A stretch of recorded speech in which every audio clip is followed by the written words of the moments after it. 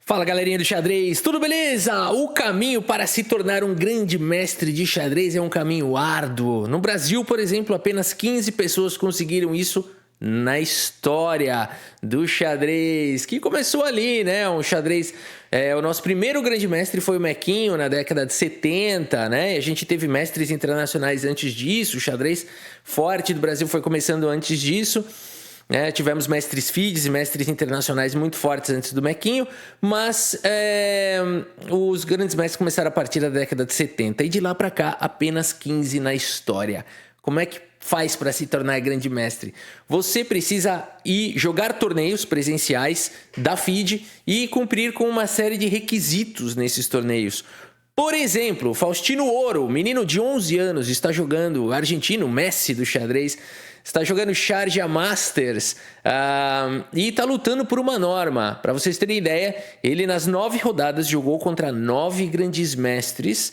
Por enquanto ele perdeu apenas uma, tá com 4 pontos e a gente vai ver aqui nesse vídeo a última rodada. Rafa, ele está conseguindo norma para grande mestre? O quão difícil é? Que requisitos são esses?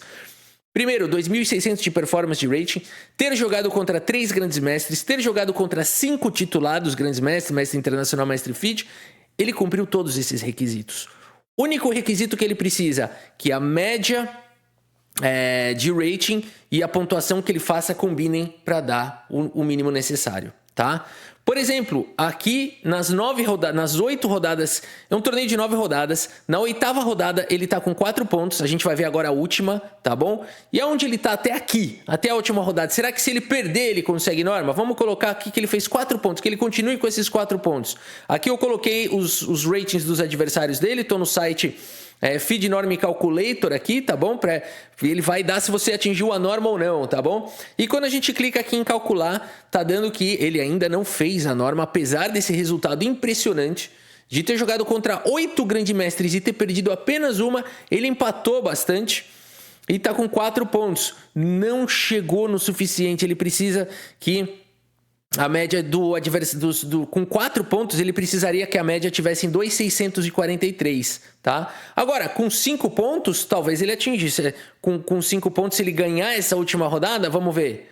Se ele ganhar essa última rodada, ele vai para 5 pontos e ele atinge a norma, ok? Aí ele consegue a sua norma de grande mestre. Ele teria feito aqui uma performance de 2.630, tá bom? Então vamos ver se ele vai conseguir. E se ele empatar, vamos ver se o resultado dele de empate aqui garante para ele a norma. O resultado de empate não traz a norma, ele ficaria por muito pouco. Então você imagina você jogar um torneio, só para vocês terem ideia da dificuldade que é virar grande mestre, tá? Você joga um torneio contra 9 grandes mestres, perde apenas uma, só que você não ganhou o número suficiente de partida, não. Tudo contra a GM, você ganhou uma, 2, empatou o resto. Não, você não tem nível para norma, para grande mestre ainda. E se você conseguir isso, essa norma, você foi muito bem, você fez 5 em 9 num torneio cheio de grande mestre forte. Você conseguiu uma norma. Sim, meu amigo, você ainda não é grande mestre. Você precisa de 3. E além de tudo, o seu rating feed precisa ser maior do que 2.500, tá? Ou seja, é um caminho muito, muito árduo e para muita pouca gente, né? Então, vamos ver se o Faustino Ouro, 11 anos de idade, vai conseguir a sua primeira norma. A gente vai olhar aqui então a partida aqui na última rodada contra Leon Luque Mendonça. Meus amigos, um grande mestre muito forte, de 2.630 de rating, que abre a partida com peão dama. Faustino Ouro precisa ganhar para conseguir a sua norma. Joga com cavalinho F6, C4. Temos aqui E6, uma abertura bem flexível. Cavalinho F3, B6 do Carlsen, a Índia da dama, que o Carlsen tem jogado com bastante frequência. G3 foi jogado, bispo B4 com cheque, tá afiado no livro de aberturas o ouro, tá jogando rápido. Bispo cobre e aqui C5. O que ele preparou aqui para essa partida? C5 não é o lance mais jogado aqui nessa posição. Aqui a gente tem bispo toma, é o lance mais jogado. Bispo em E7, satisfeito por desviar o bispo, é o segundo lance mais jogado. A5 é o terceiro lance mais jogado. Se você somar esses 3 aqui, a gente tem quase 1.500 partidas catalogadas entre mestres que jogaram esses 3 lances. Ou o C5 do Faustino Ouro, que tem 129 partidas, é um lance bem raro, mas tem uma boa perspectiva aqui. É um dos lances que mais traz vitória para as negras. 28% das partidas de vitória, 41% de empate. Então, é uma abertura bem arriscada, porque também é a variante que traz mais vitória para as brancas. Ou seja, quase não tem empate aqui, tá bom? Essa aqui é a verdade. Apesar de ter 41% de empate, as outras têm 50%, 54%. Então, ela é uma abertura que espreme o empate e aumenta as pontas, a sua chance de ganhar ou de perder. Ou seja, a escolha correta na situação do Faustino Ouro, que está lutando aqui por uma vitória de negras, né? C5 foi jogado, bela escolha, repertório 100%. A partida segue com Bispo G2 e agora Bispo B7 luta pelas casas claras. Bispo por B4, peão toma, Roque foi jogado. E A5 pelo Faust. Dama D3 traz a dama para o jogo. Roque coloca o rei em segurança e o cavalo finalmente desenvolve para a casa de D2, dando suporte. A dama e o cavalo vieram dar suporte para esse forte centro. Faust tem que fazer alguma coisa, segue com calma. D6 é o melhor lance da posição. Torre de F vem para a coluna C e o Faust joga agora com o lance cavalo em A6. Também seria possível dama em E7, postergando um pouquinho o comprometimento aqui do cavalo, já também protegendo aqui o bispo. O bispo está solto, tem que tomar cuidado com peças soltas. Também é possível um profilático H6, também é possível jogar um torre 8. De torre 8 talvez com ideias aqui de dama C7, enfim. Aqui é difícil de achar um lance, né? O Faust decide jogar com o cavalo em A6, nada de errado. Cavalo em E1 foi jogado pelo Leão Luque, os bispos agora se encaram. E o Faust traz a proteção com dama C7, um lance arriscado, vai arriscando tudo aqui o Faustino Ouro, a partida tensa. Cavalo C2 foi jogado e aqui E5, meus amigos, tá jogando de uma maneira bem dinâmica, a Faust tá indo pra luta aqui, tá arriscando tudo. A3 foi jogado, peão toma, E por D4 foi jogado agora pelo Faust. E aqui então dama por D4 recupera o peão. E a gente tem essa maluquice dessa posição, que é um peão isolado na coluna C, um peão isolado na coluna D. Os bispos aqui se encarando. Faust vai para as trocas. Ele não pode trocar muita peça, porque ele precisa ganhar. Dama C6 foi jogado, rei G1. E aqui torre de F em 8 coloca a pressão na coluna E. Cavalo em E3 faz o bloqueio, cavalo C5, o Faust vem trazendo as peças. Esse cavalo não pode se mover porque ele está guardando essa poderosa casa de B3. A partida segue com torre de A em B1, já evitando qualquer tipo de problema e colocando pressão no peão de B6. Esse cavalo agora tem que tomar cuidado para se mexer. Torre de A em B8 traz a proteção. Torre B5 paralisa esse peão atrasado, mantém o alvo. Faust precisa ser criativo. Segue com o cavalo em E6, ataca a dama, dá uma volta para B2 e agora cavalo C7 foi jogado aqui pelo Faust. Um lance de criatividade, atacando aqui a torre, o peão tá bem protegido, torre F5 foi jogado indo pro ataque, a partida tá pegando fogo, dama D7, o Faust agora ameaça golpes táticos dos mais diversos, a partida segue com torre F4, já seria possível aqui, olha, a posição é tão complicada que os dois aqui já gastaram bastante tempo no relógio e existe essa pancada aqui, ó, existe essa pancada, é um lance bem arriscado, né? Mas as brancas têm esses cavalos chegando e as pretas não têm muitos bons defensores aqui numa posição como essa. Pra vocês terem ideia da dificuldade, teria que achar um torre E5 aqui, que não é muito fácil de encontrar, para evitar o cavalo F5, né? E mesmo assim tudo pode acontecer. É um sacrifício de longo prazo, bem difícil do ser humano fazer esse aqui das brancas, né? Bem difícil, mas o cavalo tá vindo para D4 e é difícil segurar essa posição. Bom, aqui o lance mais natural foi feito, torre F4. E o Faust segue agora com B5, contra-jogo na ala da dama, peão toma, torre toma, a dama tá atacada, escapa, mantendo essa convergência, esse ataque aqui na ala do rei. E o Faust joga agora com o lance cavalo em E6, meus amigos, incentivando torre por F6. Eu acho que aqui arriscou demais o Faust, porque também é possível a mesma ideia aqui em D5, mas ele ficou aflito de trocar peça aqui, né? Por exemplo, o cavalo vem para D5 e depois das trocas, você elimina aqueles ataques lá, a torre de F vem para C4 e você joga, por exemplo, aqui na paciência, né? Cara, dá para jogar, é que aqui vai trocar muita peça, né? Aqui força as trocas e aqui eu acho que o Faust olhou para essa posição e mesmo sabendo que ele ia ter um peão a mais aqui numa posição como essa, O peão aqui tá atacado, né? Ele vai ter que ficar de uma maneira um pouco mais passiva. Cavalo por A5 tá vindo de qualquer maneira, né? E aqui é difícil as pretas sonharem com uma vitória. No entanto, por isso que o Faust arriscou tudo. Ele falou, cara, eu sei que esse lance deve dar ruim. Ao mesmo tempo, o Leon Luque vai ter que achar toda hora os melhores lances. Aqui ele vai ganhar se ele achar. Eu acho que o Faust sabe disso. Eu acho não, eu tenho certeza. O Faust, com a qualidade de jogo que ele tem hoje em dia, ele fez a coisa certa, na minha opinião, que é desafiar o jogador de brancas a encontrar os melhores lances, sabendo que com isso ele pode perder, mas caso o adversário não caminhe na corda da perfeição, ele tem a possibilidade da vitória. Faust segue, portanto, arriscando tudo. Que valentia! Torre por F6 foi jogado, sacrificando, indo para cima do Faust, e agora cavalo E4. E essa combinação de dama e cavalo indo para cima de F6 é muito complicada. Faust segue com rei F8, mantendo aqui, né, tirando o rei aqui do duplo.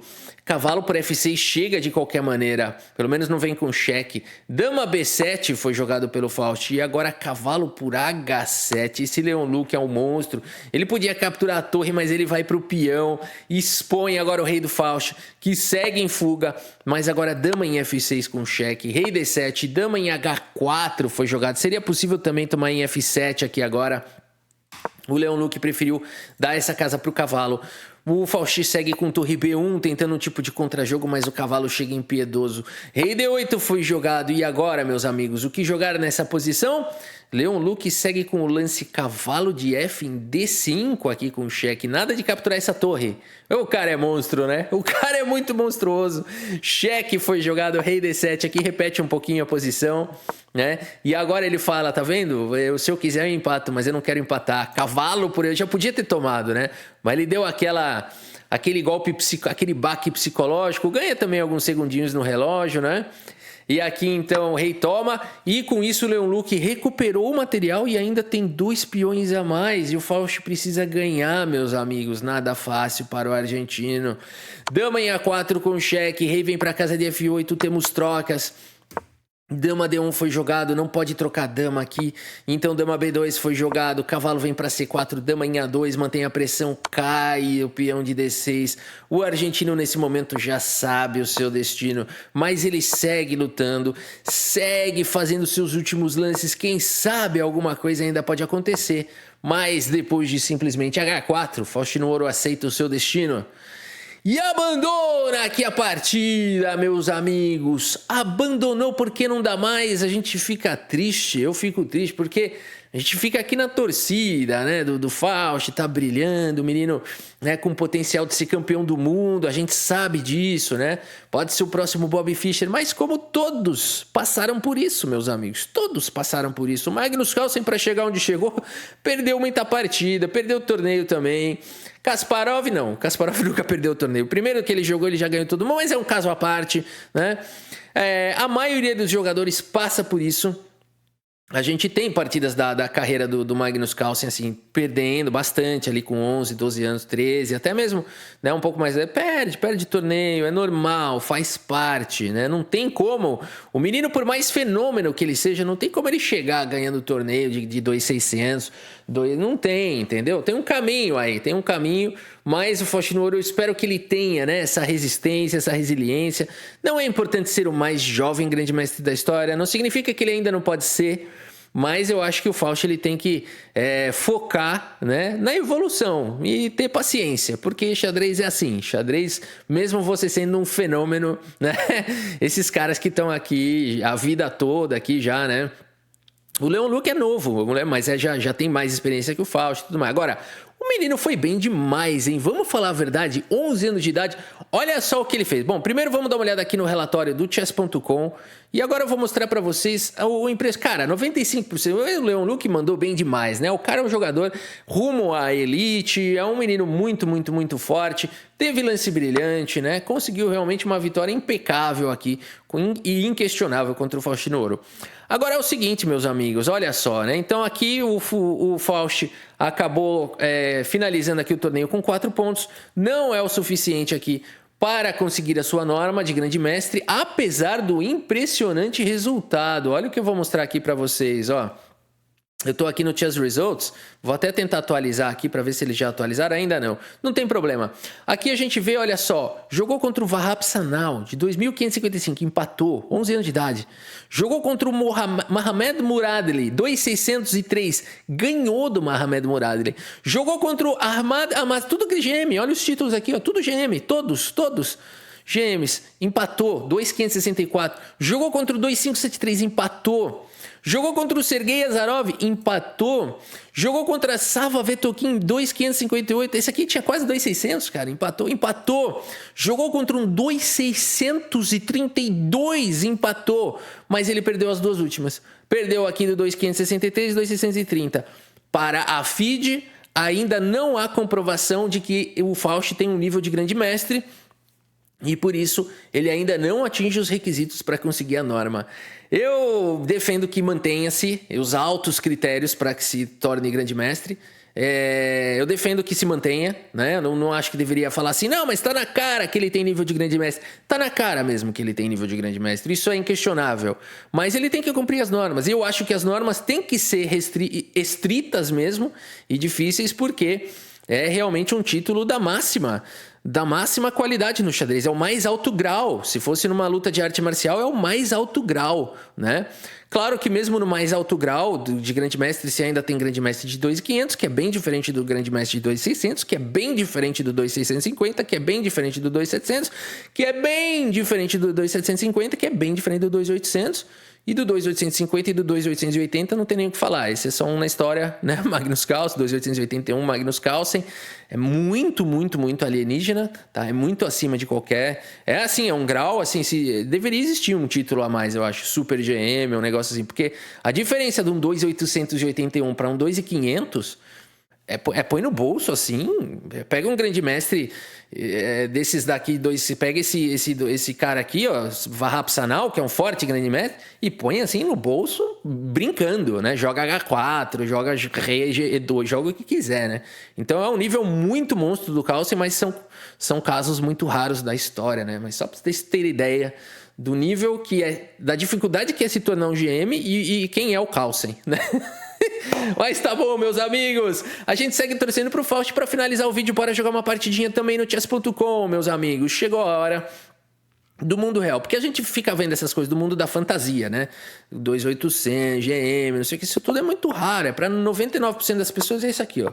Submundo do xadrez. Gambito da dama aceito sem medo, né? Sem cálculo também, sem muito cálculo. Isso aqui eu conheço, isso aqui é brincadeira, isso aqui eu conheço. Assim, a 4 tá errado. Entregou a casa de B4, já desnecessariamente. Eu não tava ameaçando jogar B5, nem nada disso. E aqui a gente já sai com uma abertura bem tranquila, né? Bem equilibradinha já. Bom, aqui a gente quer tirar o bispo. Colocar o rei em segurança não é a prioridade agora. O cavalo aí, cara. Você tá meio maluco, né? Eu não vou ganhar um peão aqui, não. Acho que eu vou ganhar. Ah, porque você tem cavalo D6? Intermediário? Ah, tá. Ok, que seja. Que seja, Monamizito. Você vai querer dar cheque mesmo? Eu vou ganhar uns tempos aqui, né?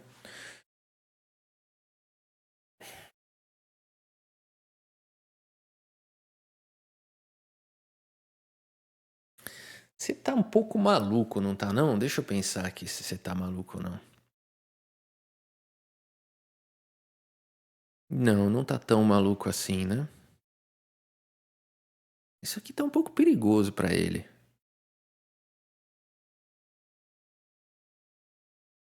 Eu posso trocar e jogar bispo B4, ameaçando o cavalo A5, né? Eu vou fazer isso. Vamos ver o que ele vai querer jogar aqui. Cheque? Cheque ele perde, né? Porque eu tomo e jogo esse. Não sei se ele perde. Ele vai ter o par de bispos. Aí ele quer dar o cheque aqui. Ok.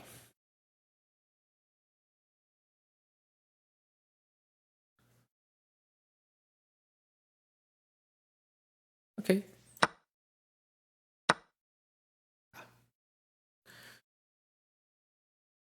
E7. Não, o cavalo dele chegando é meio chato, né? Acho que aqui eu já tenho que rasgar um cavalo A5, né? É. Bispo atacado. Ele tinha bispo por E6, né? Não sei se era mais forte. Acho que bispo por E6 era mais forte. Enfim. Submundo, né? Bom, aqui... Ah, vai cair o peão. Tá.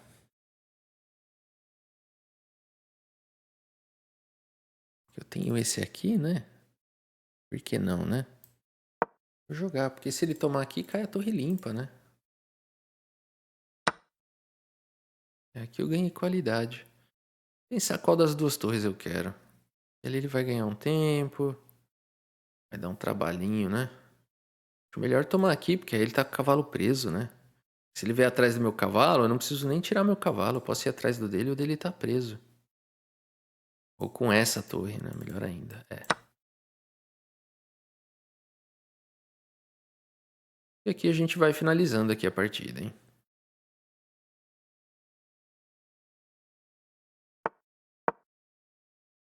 Vamos nos encaminhando para o fim do jogo aqui já. Ah, tem bispo F3, eu não vi isso. Ah, mas eu tenho mate na fileira do fundo, relaxa. Esse lance o cara chora, né? Esse lance o cara chora. Tarde demais. Muito bem, meus amigos. Legal a finalização, né? Bora puxar o relatório aqui do chess.com. Ele não podia tomar minha torre que ele levava mate. Jogou G3, eu forcei a troca. Uau! 96,1% de precisão. Jogando com alegria, né? Jogando com alegria. Aqui, vamos ver. Apesar dessa precisão alta, teve erro, né? Vamos ver onde é que foi. Aqui, cara, eu já joguei essa posição tantas vezes, né? Mas tantas. Eu gosto do gambito da Damasceno. Então aqui eu conheço alguma coisa. Agora, isso aqui ficou um pouco perigoso. Bispo B7 aqui ficou perigoso isso aqui. Tinha que jogar cavalo A5 já, ou já rei E7 direto, né? Esse aqui ficou perigoso porque ele chegou e agora ficou muito arriscado, né? Mesmo assim, deu para se segurar. Bispo B4 no limite. Aqui rei E7 ainda é o melhor. Eu arrisquei muito aqui, cara. E agora, o que eu joguei? Nossa, foi muito arriscado isso aqui. Esse lance foi errado. Porque ele tem cavalo D6, que foi bem jogado. Aqui ele tem B4. Ah, porque ele fica atacando em B6, né? É, ele ganha uma iniciativa forte aqui. Aqui ele ganha uma iniciativa... Mas dá pra segurar ainda? Cara, eu ainda sobrevivo aqui, né? Esse cavalo C4, torre AB8, porque eu vou ter bispo G2, né? É. Uau. É, dá pra segurar, mas é difícil isso, né? É complicado. Torre D6, agora o meu bispo tá atacado. Aí eu tenho que achar a única, que é rei E7. E aí, se ele trouxer a torre, aí eu jogo o bispo F3. Nossa, mas é difícil. Aí aqui vai pro empate. É, tinha a linha do Guiri aqui. Aí ele jogou o bispo E2. Aí não. Aí cavalo B3, né? Aí aqui acabou. Um errinho foi fatal aqui pro nosso amiguinho, né? Aqui um errinho foi fatal. Mas só esse castigava, né? Torre HD8 também era possível por causa da cravada, mas esse aqui já castiga direto. E a melhor torre é essa mesmo. Eu fiquei feliz de ter encontrado, né? Por conta do cavalo dele preso agora, né? Mas aqui o computador fala cavalo B3. Mas esse aqui é suficiente pra ganhar, né? Agora, esse aqui foi bonitinho. Esse aqui eu juro que eu não tinha calculado. Esse aqui foi sorte mesmo, né? Entre aspas. A sorte, ela vem de uma partida bem jogada, né? Mas aqui eu não tinha calculado tudo isso. Então aqui eu dei um pouco de sorte de ter esse recurso, né? Fala, não existe sorte no xadrez. Aqui foi um pouco. Beleza, meus amigos. Por hoje é isso. Espero que vocês tenham gostado aqui das partidas e do vídeo. Muito obrigado pela sua audiência. Um grande abraço para todos vocês e até a próxima. Valeu!